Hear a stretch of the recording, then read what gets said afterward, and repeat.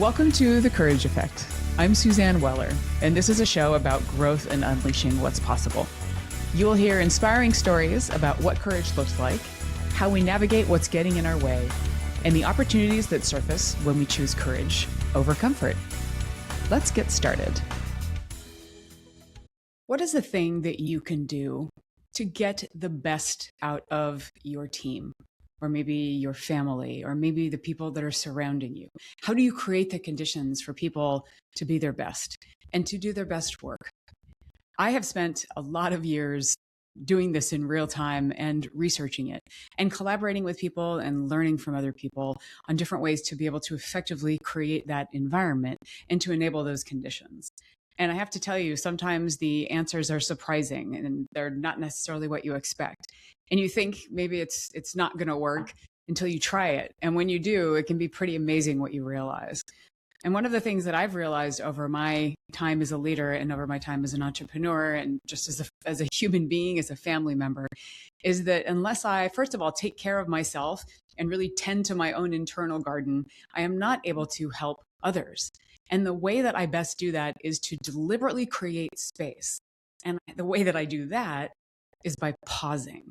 And my guest today has written a book about just that, pause. My guest is Shawn Vanderhoven. I was thrilled when Shawn accepted my invitation to be on this show.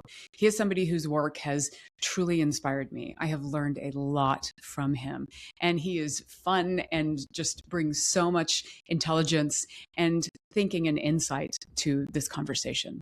So let me tell you a little bit about Shawn and our conversation, what you're about to hear. Shawn Vanderhoven leads the executive development practice for senior leaders and rising talent at the Wiseman Group. And he is also the author of the book, which is being released this week, called Pause: How to Lead Brilliant Work in a Busy World, which he wrote in partnership with his wife, Anne.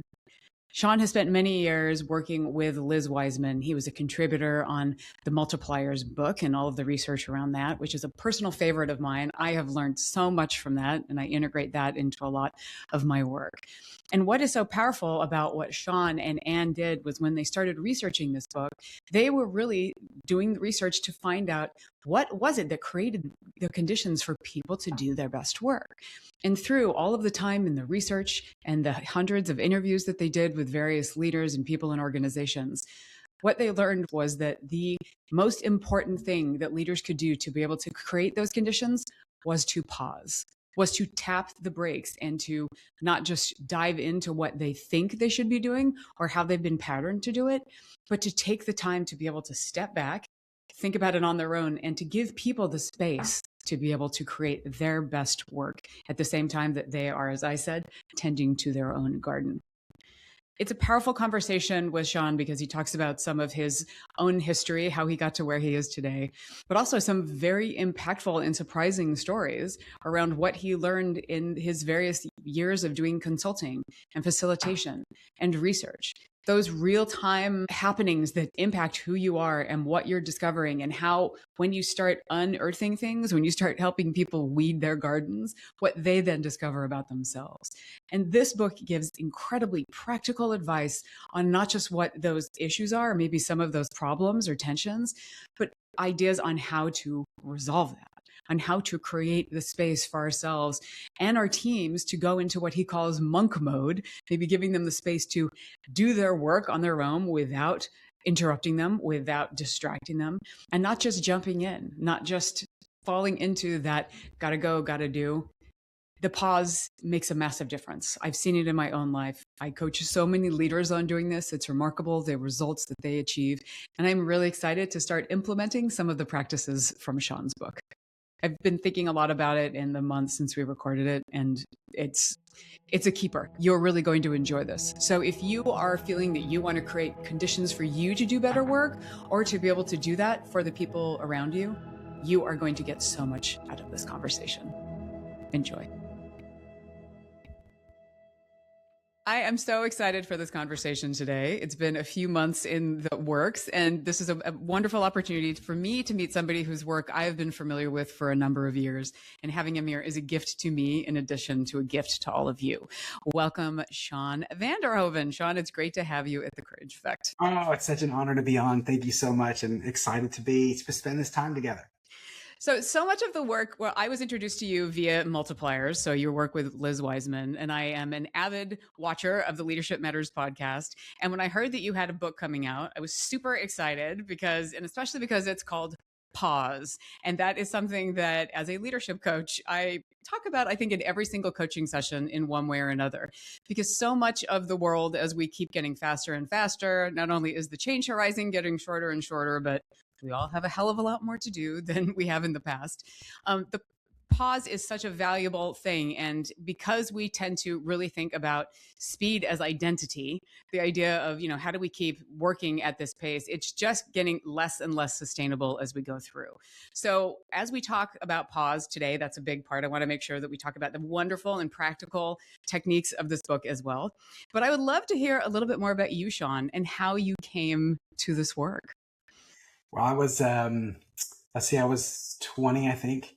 And I was part of a nonprofit organization, and Stephen Covey came to speak at this event where I was. I was just a kid, and it was this almost this out of body experience. I had such an amazing time listening to him, the way he explained things. I remember thinking, wow, he's putting things together in a way that might really work for my brain, and I felt like a puzzle was being solved. Then I read The 7 Habits and had a really close friend where we were involved in this nonprofit work together that, he was much deeper in these concepts and loved these ideas. And so we made a commitment to each other that we someday would spend our time doing research and leadership development. And, years later, a couple of years after that, we actually had a meeting with Stephen Covey's co-founding partner, I guess you'd say. Hiram Smith came from the Franklin Quest side of the house. They bought Covey Leadership Center, if I remember right, and created, Franklin Covey.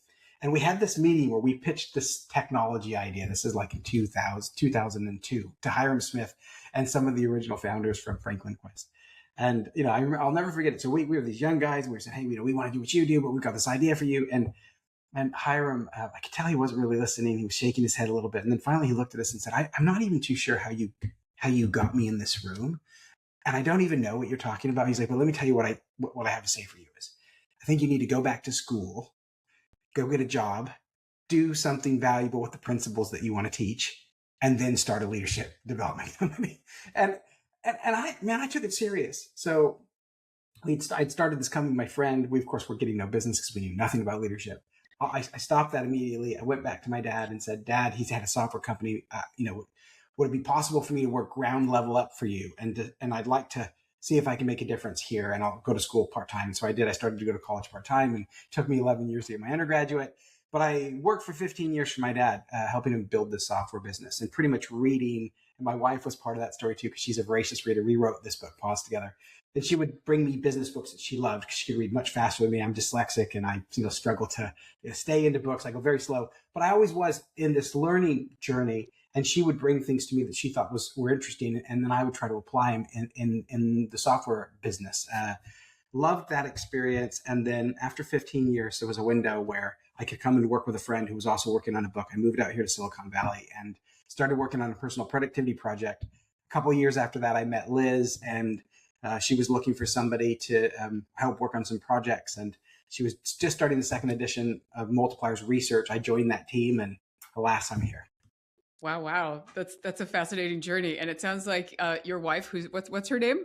Anne Vanderhoven. And so we wrote Pause together. The subtitle is How to Lead Brilliant Work in a Busy World.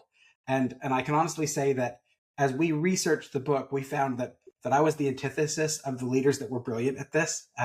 She was more likely to be the one to pause us and slow things down and create space for focus. Mm-hmm. So it was really a brilliant experience because it helped me face, even while we were researching this book, some of the things that I've really struggled where I have a tendency I'm driven. I want to go fast and make decisions quickly and try things and break things. I'm kind of guilty of amplifying chaos and going too fast. And so it was fun to do it together because we continue to see me in the book or in the research as what not to do. And then I saw so much in her on like what to do, but we had a lot of fun writing it together. How amazing that you have both sides of that coin and that you learn from each other and that you experience that tension at the same time. So that is true partnership. Oh, and tension it was. It's tough. It's tough to face your demons in good examples. And, and writing's hard anyways. And there were, we got really frustrated because we would line edit each other's work. And that's brilliant because we were brutally honest with each other. So they'd push it to the next level. But sometimes you just got to take a walk around the block because it's hard, man. But it was in the end, I would do it again in a heartbeat. It was really an amazing experience. That's wonderful. I also really appreciate that you are talking about, the advice of, well, get a job, basically like go work in an organization. Don't just study it, but also be in an environment where you get to sort of learn the chops and have some of the real life experience, because that is one of the things that I'm really amazed sometimes at people that, there's nothing wrong with them doing the work, but I think unless you've been in some of these systems, unless you swam in the waters, it's really hard to have that perception. Yeah, I think you're right. It's so easy to know an idea, to know a concept, and if you haven't really tried to apply it, you think you know it, but you don't know it. And also, you know how it is when you learn an idea or a truth, and then you try to apply it in your life, you learn a lot about yourself, and that may be the most valuable thing about these things that we try to share in leadership development. Is there's the idea, and then there's how each of us try to apply the idea. And that's where the real learning happens. And I think you're right. If you're not a practitioner of the practices themselves in a leadership capacity, in some ways, it's kind of impossible to know what you're even really dealing with. Yeah, you're also making me think about the idea of, you start with, in the book, you talk about two leaders that you worked with who had very similar credentials, but very different styles of working. And the idea of you never quite know how you're going to respond to these scenarios or these situations until you're in the soup. So there's something to be said about, and even when you do it once, it doesn't mean you're going to do it the same the next time either. So how do we start to really learn from those habits? And that's one of the things that, and why I started the Courage Effect was, how do we actually look at the patterns that we sit in? And as you said, like you understanding your patterns and too, like having just more of that self-awareness, but really and truly understanding the environment that you are creating by how you're showing up every day. And it sounds like you've had more than enough experiences, both inside systems and the clients that you've been working with, to see that. Yeah, there was a moment when we were writing the book, and my son Joseph was helping research a part of several chapters. He organized the research for and did some draft work. And there was this one chapter is called Escape Email Hell. And what we did was we found out the most distracting digital messaging habits that leaders and colleagues have that make it very difficult for people to just stay and work. We teased these out into 8 archetypes. So one of them is, for example, like the novelist. The novelist is this leader or this person who's dropping these novellas in your inbox, and they're massive and they're dense, and you kind of almost even pretend that they're not there because you have to go through and read it all and sort it all out. And then what's the rule in return? If you get a novella, do you have to return a novella? Like, how much do you have to write to make sure that they recognize that you see the gravity in what they're putting together? And then there's 7 others that are like this. And the idea was we wanted to learn what are the things that we do digitally in communication that's distracting to others, and then help teams be able to do this as well. What can you see in each other? And then how can you work together to create norms to make it much lighter? Well, while we were doing this, in the middle of research and writing about this, I blasted this email off that wasn't very thoughtful, that completely wrecked like a full day of, my son's work, where he just couldn't focus. And that happened a bunch of times, where we were in there researching, learning from the very best leaders, learning from leaders who were really distracting. And then I would literally, while we were writing the chapter, do the thing that was ultra distracting. Well, it sounds like it wasn't lost on you at the same. It's one of those things where you're doing it, but you're still doing it. Yes. Yes. I like that. That's just the deep answer to that. I'd love to talk a little bit about, that actually is one of the chapters that I am very interested in, is the escaping the email hell, because it's the systems that we've created that were supposed to make our lives easier, but then we've turned them into something that are completely corrupting. I don't even know what I want to say, but it's turned into that chaos. I'm curious for you, as you started researching for this book, was there anything that really surprised you when you started doing the research that was the opposite of maybe what you were originally expecting? Well, there was, so we didn't know what the answer was going to be. What we wanted to know when we started the project was, we started with email and digital communication. We've been hearing this in teams, that people just felt like the way that they were communicating and working together made it very difficult for them to get into a really focused place and to be comfortable there to get high quality work. And so we started there. We were researching what were the most digitally distracting ways that we were communicating that made it difficult for people to focus, and especially for management. And then we pushed beyond that. We had some people that said, hey, this is great research, but what if you were to push to thinking about just distraction and burnout as a whole? What are the things that we do to create space where people are able to slow things down and really get into a place where they're thinking deeply about their work in an environment that is really, distracting, and most people aren't able to do this? And what are those leaders doing that make that possible versus these leaders that aren't, or that are making it worse? And the news in all of it is we did over 300 one-on-one interviews for an hour plus. We taught hundreds of people in workshops, and we took in thousands of stories. It was a lot of data. As we analyzed that, the answer was very interesting. It was, the news in the project was that the difference between the 12 behaviors that scored the highest to help people step up and play bigger by going deeper and slowing down, those 12 behaviors were all a form of tapping the brakes. Not necessarily like offsites for the week, but just little micro ways that these micro behaviors that leaders would use. Like, for example, if I'm going to delegate something to you, if I'm your boss, just how do I slow down just a bit so we can make sure that this is the right exchange, this is the right move, this is the right bargain for us to make, for me to ask you to do something different. So there's a whole chapter in on there called Tune In Before You Jump In. And it's, how do you tune in before you ask somebody to jump in? And this is an example of a micro behavior where they're literally just tapping the brakes. So you can think of it as a performance pit stop. We know in racing that if you miss the pit stop, you may blow a tire or, run out of fuel, depending on the racing type. And so you need those pit stops to be able to maintain performance. And I'd say that was the news. It was like, whoa, all of these behaviors that these leaders do that score really high for deep work, they were all a form of slowing things down.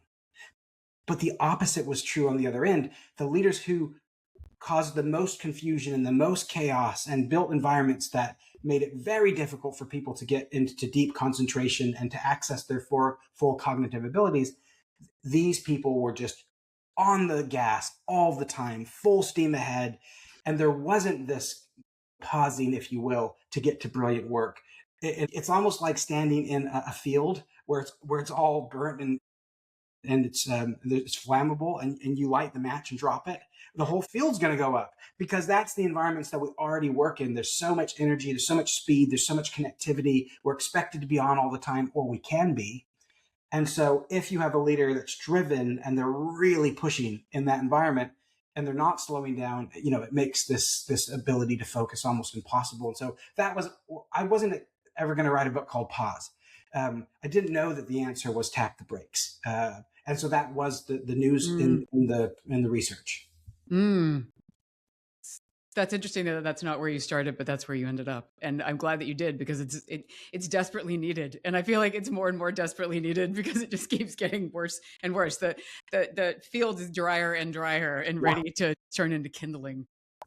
And I want to just give a quick overview of the book for the audience. Pause is a deliberate act of slowing down so your team can concentrate on what matters, regardless of the distractions that surround them. It's a framework to protect yourself and your team from disruptive forces like fuzzy goals, pressure to overcommit, and nagging anxieties that throw people off their game.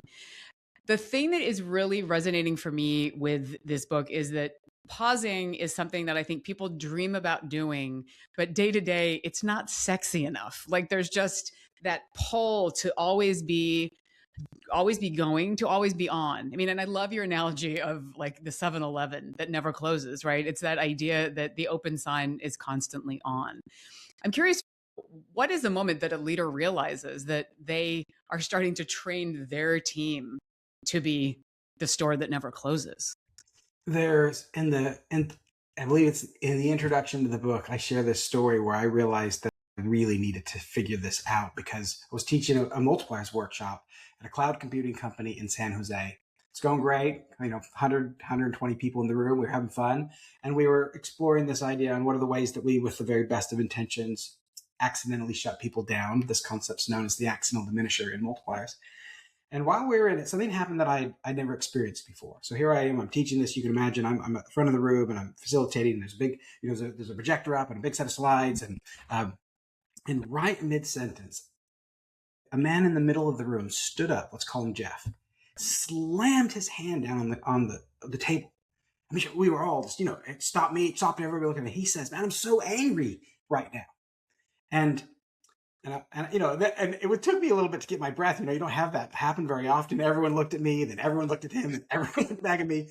And I didn't say anything. I didn't know what to say. And I was glad that I didn't, because maybe there was this probably awkward eternity of 3 seconds before he said, we were talking about this idea of responding, at rapid speed all the time, like lightning reactive responses to every piece of, material that comes into you through Slack and your email and all this. And he said, I used to not do this. I used to really create space for myself to focus and to prioritize and to be cautious about the way that I work. But there's so much pressure here for me to go fast. I mean, he said, we're addicted to speed. It's up on every wall, go faster, that I've just passed this on to my team. And now I work in a way where I'm making them crazy too. And they're not doing the best work of their careers, and they're not proud of it. And I'm not proud of it. And we're all burning out. And he's like, and I feel so frustrated. I'm like, what am I going to do about this? And, I had no answer for that in that moment. It was one of those moments where you leave kind of knowing that the problem that was presented wasn't addressed. And that was when I actually decided, what I want to figure out. I'd learned working with Liz Wiseman that maybe the best way to figure out an answer to a problem like this is to look through the eyes of those people that had been affected, like through his eyes. And so that was when we started the interviewing to interview people. What has a leader done for you in your career that made it possible for you to focus deeply, even if the environment was quite distracting and hyper-connected and now hyper-generative, versus a leader who, so you had this leader that created space for you versus a leader who made the already chaos worse. Yeah. And so that was the beginning. That was where we kind of got the research question and started to research it. And it took some time to see what the pattern was as we started to collect all of these. It wasn't until we got them all up on a board and we saw the behaviors that scored the highest. They were the ones that showed up the most, observable behaviors that helped or hurt people's ability to get deep into work. And then it was clear, like the news was, as I mentioned earlier, it's like, whoa, these leaders are really good at tapping the brakes versus these leaders that just kind of put their foot on the pedal all the time. But that was the moment that I realized that I really wanted to go after this work and to learn what the answer was. And I had no idea what the answer was going to be. But it was pretty brilliant experience to find out.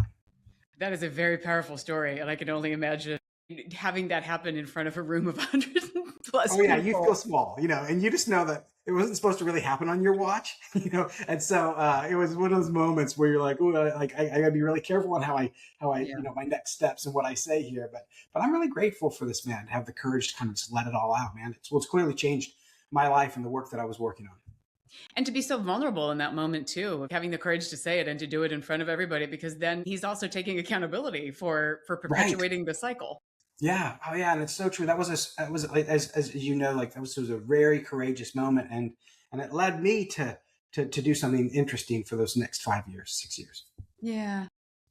You also, in the book, you're talking about distinguishing between giving people permission to focus and actually sponsoring it. What does that look like? Yeah, it's one of my favorites as I looked at the behaviors. And it's this idea that if you go beyond giving people permission and sponsor people to do focused work, that's using your resources and your reputation to create space for people to do great work. Because what we learned is that the permission to disconnect, it's not enough. Yeah. The moment pressure hits your team, they're going to abandon whatever productivity strategies to prove their loyalty, to be that. Most people just want to help out. They just want to do, good things for the tribe, and we're built this way. So what we learned is that when leaders have take the time to use their reputation, their resources to create systems where people can focus, now all of a sudden you can protect your team's ability to do exceptional work. And actually, it's not it's just a little different than what leaders are already doing. It's just a little bit more deliberate. It's just a little bit more clear on how you talk to your peers and your boss about, what they can expect from your team, for your team to know what you expect for them, to be able to sponsor this monk mode where people can get in deep and stay there and feel comfortable with it. Mm. You're also making me think, and this was something that I struggled with when I was in leadership, and that I see a lot of my clients struggling with as well, which is you want to reduce noise for your team. You want to be able to give them the space and to pause, to have that work. But in order to do that, you tend to sacrifice yourself and take on more. So I'm curious, as you did this work, when you're talking about we need to do this for our teams, how do we do that and at the same time not corrupt ourselves? Well, and it is really, I mean, let's just first say for all leaders, it's kind of the nature of the work that, great leaders are going to be taking on a lot of work that would make it possible for their team to do their very best work, like in traditional coach style. They're creating a pitch that people can get out there and play. And so there's I don't want to oversimplify it, and to be sure, I want to speak to the challenge of it and how tough it is. However, there is some things that we saw in the research among these leaders who are really good at this that seem to be very consistent. And in the first part of the book, so there are 3 parts, kind of main distractions that we found in the research. You can think of it this way. So the first was, imagine you're playing a game and you go to the field and there's a scoreboard and there's some tools, but like a stick and this, but you don't know actually how the game works. You don't know exactly what the game is. Maybe it's the first time you're seeing Quidditch and you're not, you weren't a wizard or a witch. And so you are seeing this and you can kind of get an idea for it. And you can even kind of play because games are similar, but it's very difficult to know what exactly to focus on to win. Yeah. And so this represents this. The first part of the book that we found is that most people who were distracted said the targets were almost clear. They were a little fuzzy.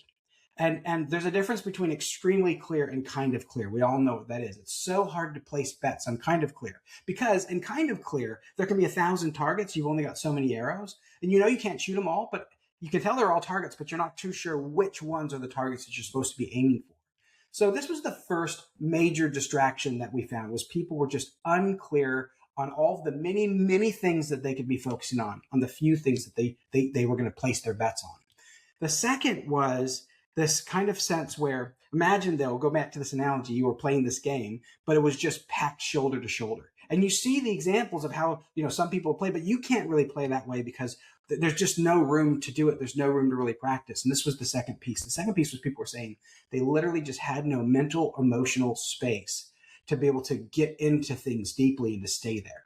And then the final thing was keeping with this analogy. Imagine if you were playing with teammates where you were getting elbowed in the face all the time and, excluded from certain drills or this, and you just feel upset. You feel like there's things that are happening that you're irritated with, but there's no way to talk about it. You can tell that there's nobody on the team is talking about these things. And so, you're not too sure really how to broach the frustration that you have. This was the third major distraction. It's this rumination, this time travel from things happening that, steal people's attention, their ability to concentrate, but there's no way to get it out. So what we saw in this was that these leaders that were pretty good at not overcommitting or not taking on everything is they recognized that you have to slow things down to make things clear, to pick what are the few things we're going to bet on. We got way too many important things that we could do. But the belief, the underlying assumption among these leaders were, we cannot do all of this. And so we're going to have to pick the few things that we can do really well. Yeah. And the second assumption and belief that we saw among these leaders was, we will need space and time to do our very best work. And then the final thing that we found, and where does that lead? Well, that leads to a very deliberate way to think about how can you give people the requisite emotional and mental space that they're going to need to go do one thing, let's call it your major, very, very well.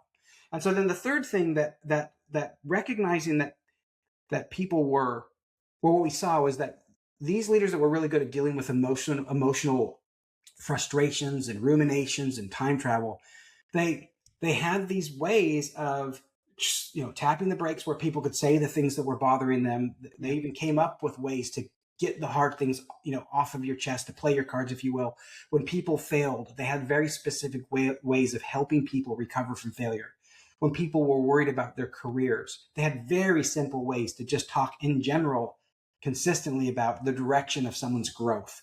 And when they recognized that people were doing something a little different, they were mindful, they saw, oh man, you're coming in like 15 minutes late, all of a sudden. You're normally 15 minutes early. What's going on in your world?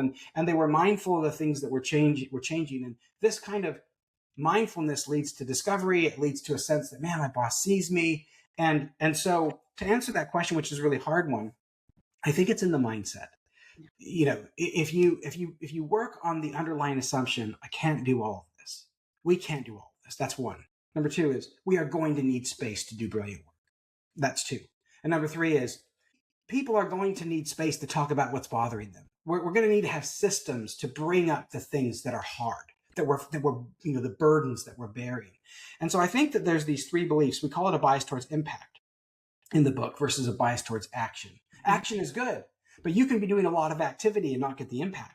Whereas these leaders who had this bias towards impact, they tended to slow things down to deal with some of these challenges, getting clear, creating space, restoring harmony, emotional harmony inside of individuals. And in a weird way, it kind of made it to where they had a little less on their plates. You don't deal with all the wreckage that comes from running at full speed ahead and ignoring these things, believing you can do it all, not creating space for quality, or just not dealing with the frustrations that people are feeling. And so I think you end up with a little less, albeit though there's lots of pressure and it's still very challenging. You're making me think, though, it's interesting. I actually was interviewed for a podcast this morning, and I was talking about different ways that leaders can pause, was a part of it. But she said, there's so many things that are about mindset and to consider before going into these conversations. She's like, how do they hold space for all of this? It seems like the cognitive load of this is really significant. And I said, well, that's the challenge, is that we keep backburnering it to a point of we have to be able to create space for it. When we start creating cracks for it and give it air to breathe, then the other noise goes away, right? We clear the space out, which is exactly what you're saying. And that to me is, you have to have the pause because it opens up, it gives air to all of these things that you've been suffocating. There's this story that Annie wrote, my wife, in chapter 1, and I think that I really love it. It's about this coach, Phil Maffetone, and he runs into this ultra athlete. Alan was, and this fellow had, he was world class, and he was trying to compete at the highest level, but he kept getting hurt. And Maffetone comes in to coach Alan, and what he essentially says to him is like, look, you're overtraining, you're going too fast all the time. We're going to need to go slower. And it was just murderous for Alan as an athlete. He prided himself on just the pace that he could maintain for long periods of time. And so Maffetone has him slow down and to train at a lower pace and get his heart rate right. Now we call that zone 2. At the time, nobody was calling it zone 2. And the outcome was incredible. At first, there's all this frustration as Alan's seeing people pass him all the time while he's racing. But the injuries slowed down. His ability to maintain the training went up. And he ultimately goes on to be one of the most, decorated ultra athletes ever. And so what I love about that story is that there is something about speed, isn't there? We all kind of intuitively know that if you go hard all the time, you're going to blow a tire, you're going to get burnt out. And that we need to figure out how to calibrate speed. Speed is only useful if you're going in the right direction and it's sustainable.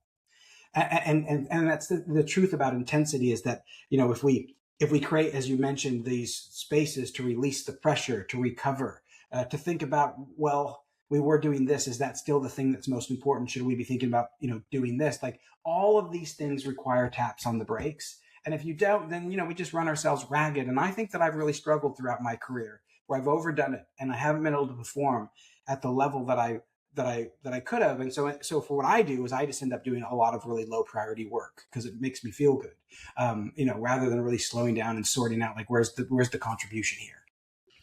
Yes. And that echoes very deeply for me too. And it is one of those things where, I've done that to the point of disempowering others, right? Like it gets to the point of you're doing all of this work and you're rescuing and you're saving and you're taking people away from what they're capable of. So that's the additional bigger wake of those behaviors.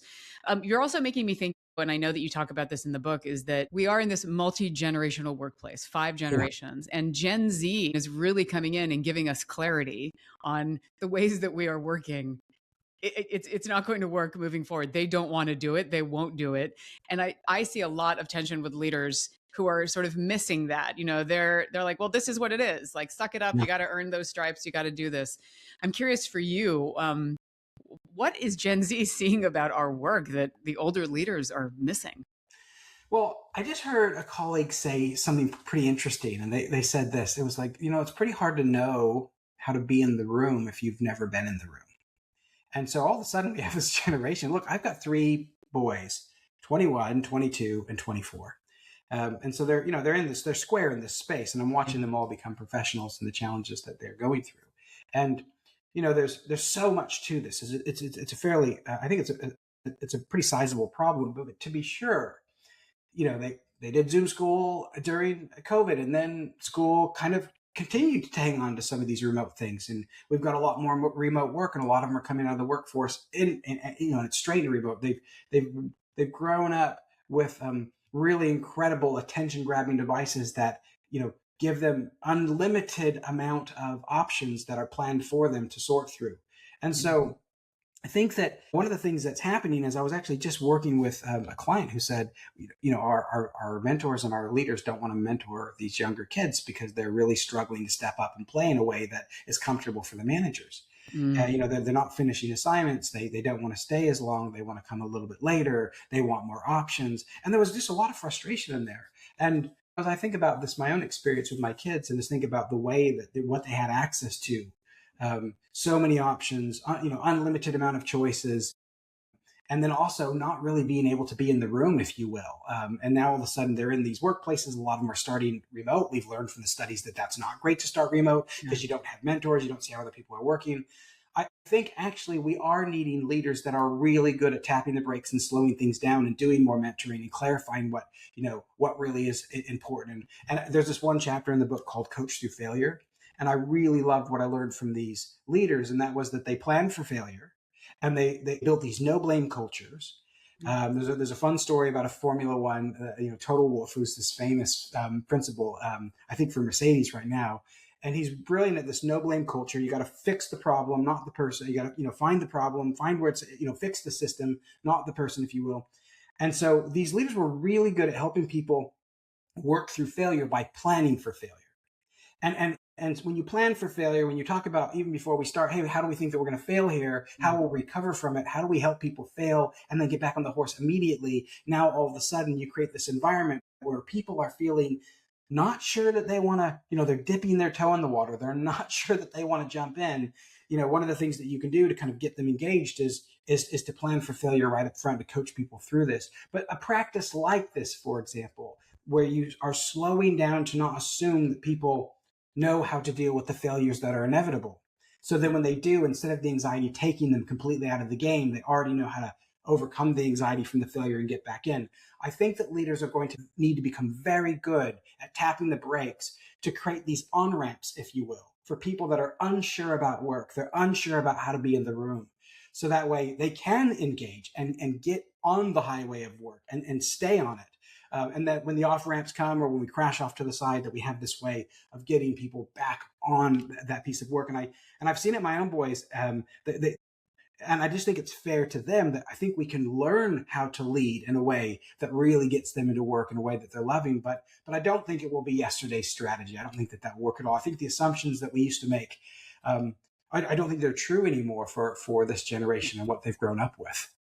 Yes, I agree. And that's one of the things that is why it's so valuable to ensure that we're bringing them in and also learning from them. And there's no one way. And that's the thing that I keep coming back to in a lot of the work that we do. And your book is also incredibly practical. I love that you have the chapters, and then at the end you have how do you look at these patterns? How do you unwind it, as it would be? Or what's the term that you use in the galleys? Yeah, so we have this whole section called the pause tools. And what we did is we took every chapter and we turned it into a one-pager, essentially, with this, a very easy set of ways to apply the ideas in a moment. So it's, in a way, I think that these are just tapping of the brakes. And how can any leader just pick whichever pause they think their team needs the most, and get it in a minute and then go try it. And so our goal is let's make it easy. Was it Staples that created the easy button at one point? Were they the ones that had that marketing thing? You hit the easy button. We wanted it to feel that way. So even if leaders received the book from a friend or went to a workshop, that there would be something that they could access in minutes and to be able to go use it with their team. And how do you think that leaders can effectively diagnose the pause that they need? Yeah, I love that you asked that question, because I think the only way that we can know is by asking the people that work with us and for us.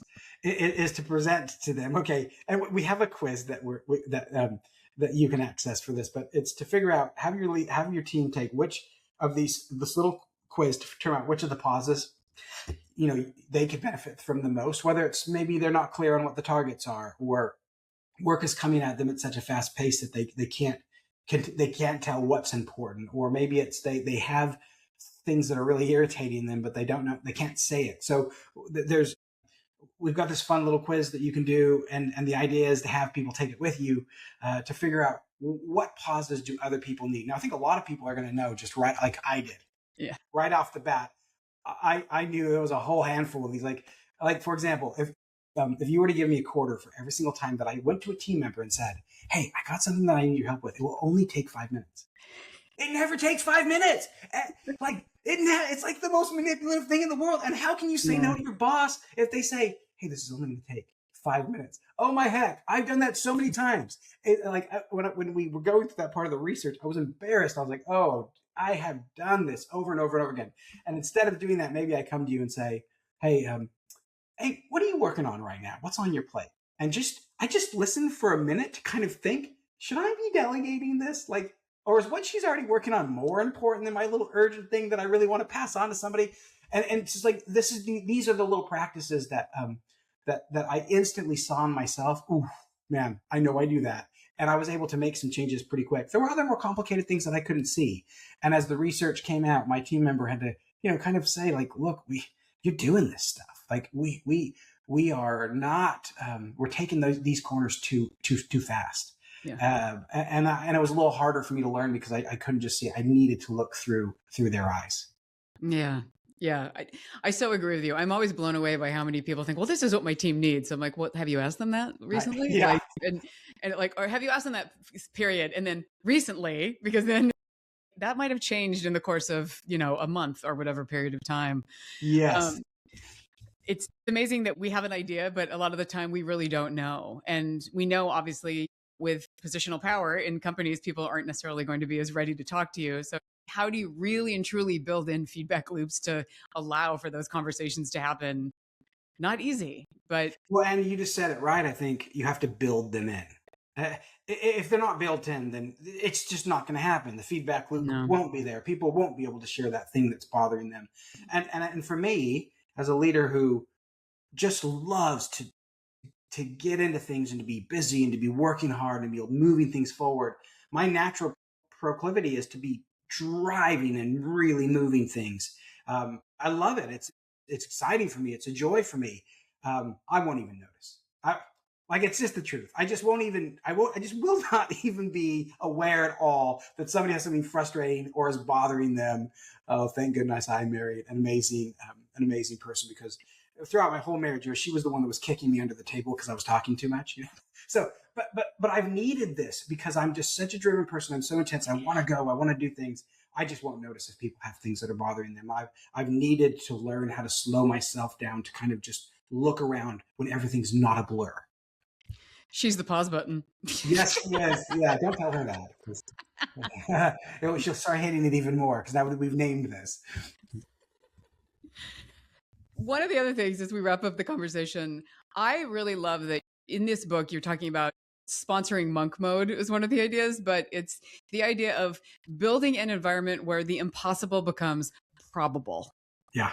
Talk a little bit about that, because that word, like that probable at the end, I'm like, yes. Like I'd love to just have you end talking about that. Well, here's the thing. I mean, if we all just ask ourselves the question, when have you done your very, very best work? So let me ask you, when have you done your very, very best work? And explain what the conditions are like.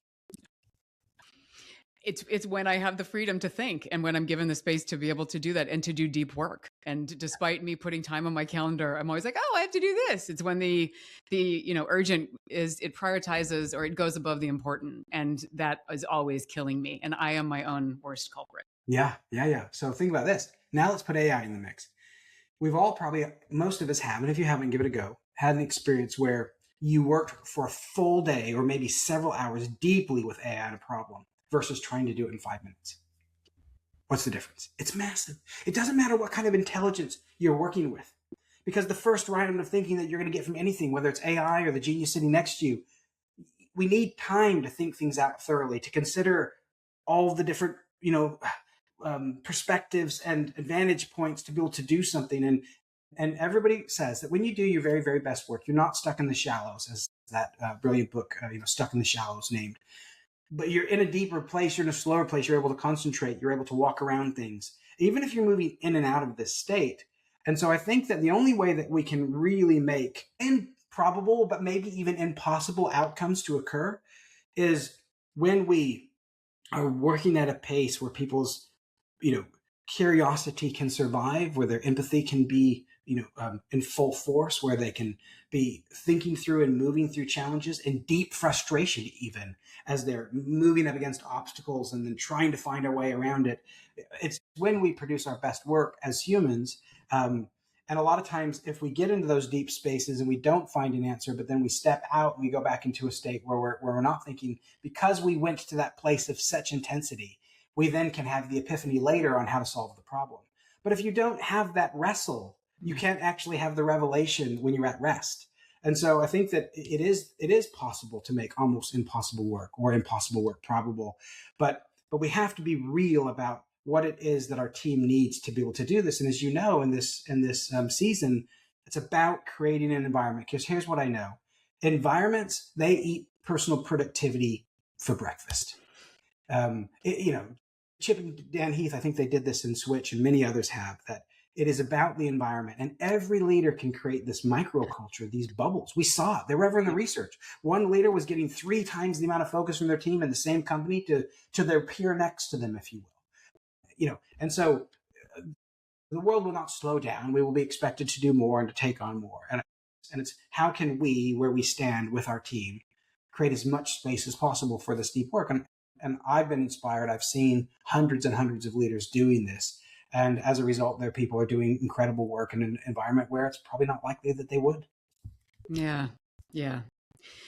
I am really grateful that you were doing this work. I'm grateful that you wrote this book, and I'm really glad that we're getting it on the radar of so many people. And it really takes me into, I always say the foundation of change and the foundation of my coaching is 5 words: what, so what, now what? And I feel like this book gives you all of that. And it's so much of it is like that, now what? That's where we don't know what to do. And you've really outlined that at every single level. And you do it where it's fun and interesting, and you tell great stories. So Shawn, what a pleasure. Thank you so much for being here. Oh, thanks for having me on. I love your work. And, and listen, it's hard to be a leader. I'm not a very good leader. I love to contribute. I struggle to lead. And for those of us that take it on and we fill the role, whether we ask for it or not, I just know how hard it is. And our hope was, this was the biggest insecurity that Annie and I had in doing this piece of work. We just hope we could do justice. These leaders that we studied, that they had built the discipline to slow people down in a way that they were doing, slow down in a way that other people were doing brilliant work. And I hope that what we've reported on and what we've shared is just useful for other leaders that are much better than me to do the same. Well, thank you for that. I know that I will be putting some of them into practice myself. So massive gratitude. Well, thanks, Suzanne, for having me. This is a lot of fun. Thank you, Shawn. I agree. Thank you, everybody, for listening. Stay courageous. Thanks for spending time with me at The Courage Effect. Before you go, a reminder: the way that you lead is the way that you live. There is no brave version of you at work that shows up small everywhere else. Courage does not compartmentalize. It is a daily practice in the small choices you make that nobody claps for. That is the work that we do at Weller Collaboration, helping leaders to stop performing leadership and start practicing it from a lived, real place. For more information, check out wellercollaboration.com. If this episode gave you something, please listen to our next one. That's how you can give back. Share it with somebody else who is wrestling with their own brave next step, and subscribe so you never miss an episode. A quick thank you to my guest, to Dave Nelson for creating our theme music, and to Heather Gronick for her administrative magic. I am Suzanne Weller. Keep choosing courage, one honest moment at a time. I'll see you for our next show.